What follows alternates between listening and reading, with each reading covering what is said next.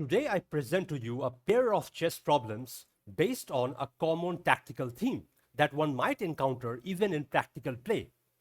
So let's jump straight into it, shall we?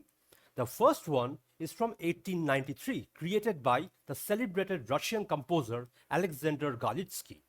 It is white to play and made in 4 moves. So how do you go about it? To me, this doesn't strike like a problem that can be broken down through a step-by-step logical process. Solving this requires a bit of inspiration, a flash of intuition, if you will. You will either get the point or you won't, but you probably cannot reason it out. So I will just cut to the chase and say that the surprising key move here is bishop to d1. A mysterious backward move indeed. For starters, black now has been released from stalemate. In the initial diagram position, black didn't have any moves at all. But after bishop d1, the black king has the g6 square. But why bishop d1 though? Why specifically the d1 square? We could have also played bishop e2 or bishop f3, for instance. Well, the point is, now after black goes king to g6, white has bishop to c2. And this x-rays the critical c2 h7 diagonal. That is the well-hidden point, the big idea. What if black plays king to f6? Well, now white has knight to f4. This takes away the g6 square from the black king and therefore forces black to make the only legal move that they have, and that is e takes f4. And now white has e4 to e5 checkmate. The bishop on c2 unleashes itself on the diagonal. Similarly, if the black king goes to h7, we have the same thing.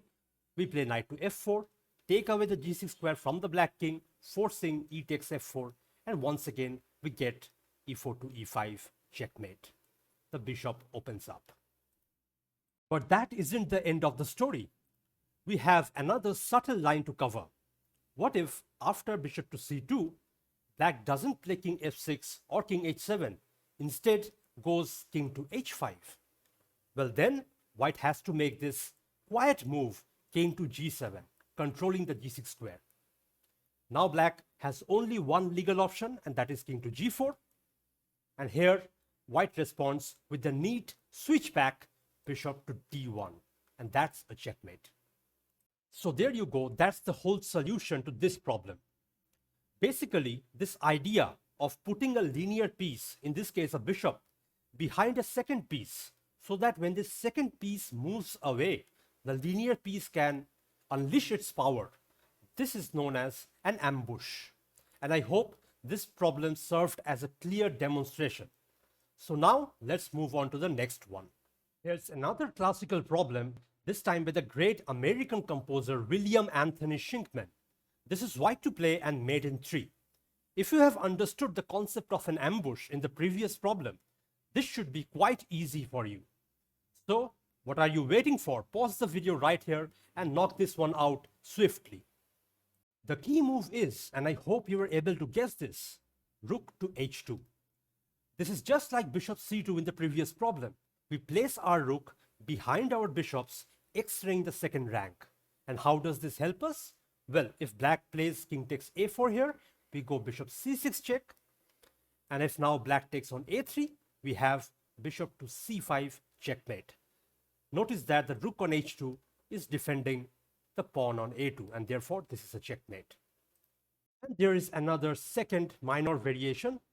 After bishop c6 check, black is actually not obliged to take on a3. They can also play king to a5. But here, white simply has rook h5 checkmate. So there you go. That's the whole solution to this problem, again based on ambush theme. I hope you enjoyed these problems as much as I did. I will see you in the next video soon. Till then, do take care and happy solving.